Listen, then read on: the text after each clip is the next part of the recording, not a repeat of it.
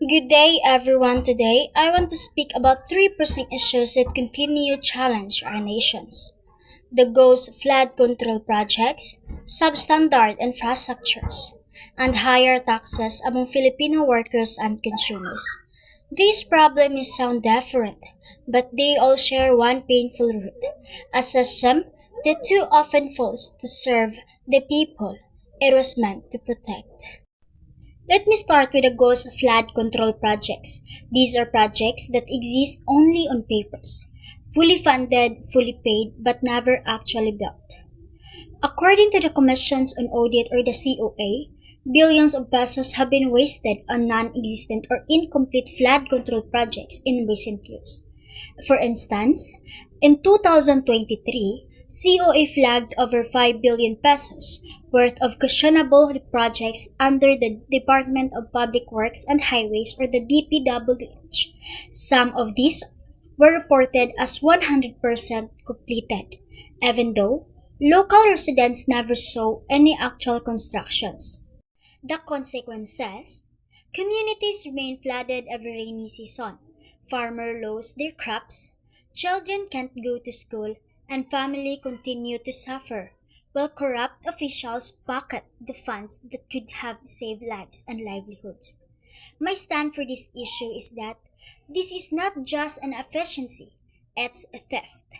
Every peso stolen from Ghost Project is a peso stolen from the Filipino people. And my recommendation for this issue is that let us strengthen transparency and digital monitoring.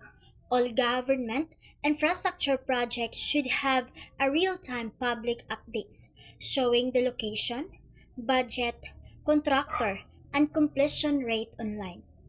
Let's empower ordinary citizens to report fake abandoned projects through verified platforms.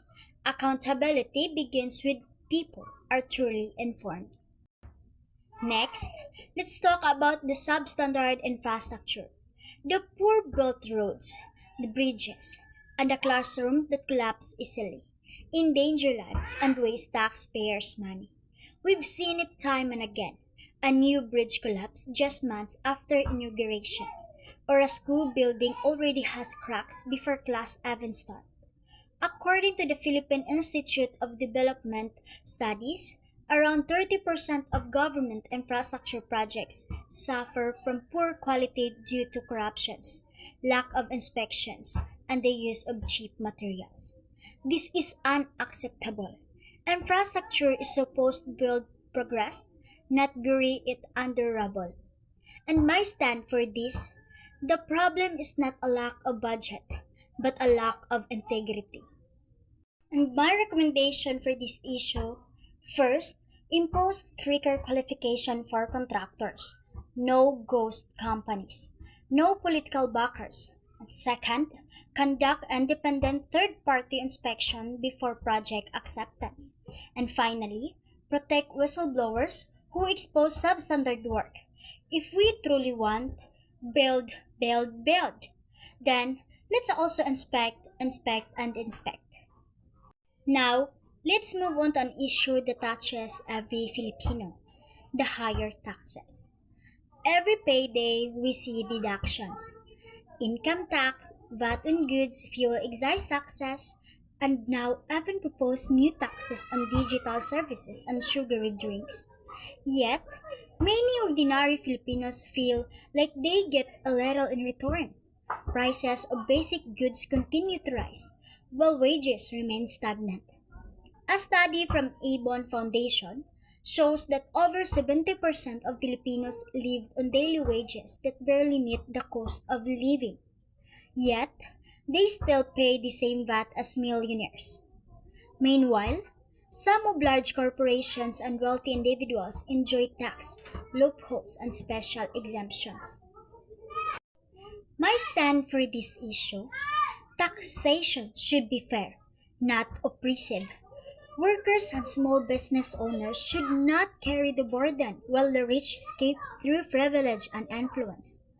My recommendation for this: simplify and digitize tax collections to reduce corruptions.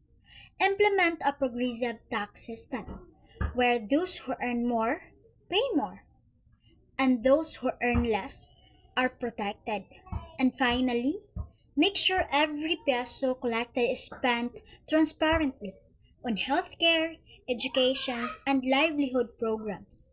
Taxes should empower citizens, not exhaust them.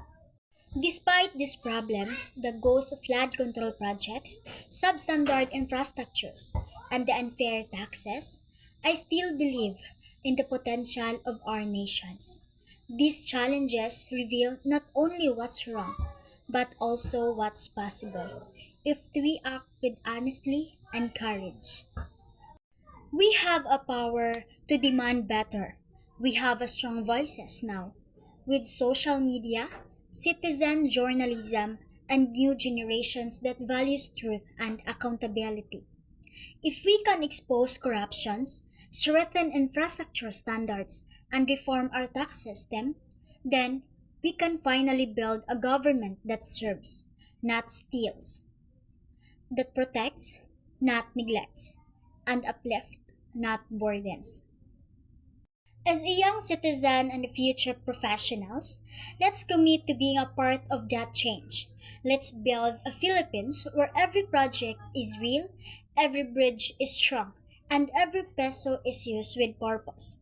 Because real progress is not measured by how much we spend, but by how we honestly and wisely we build. Thank you, and may we all continue to stand for a transparent and accountable Philippines. This is Mavel C. Manzo, BSTM 1B, saying, Building a Better Philippines.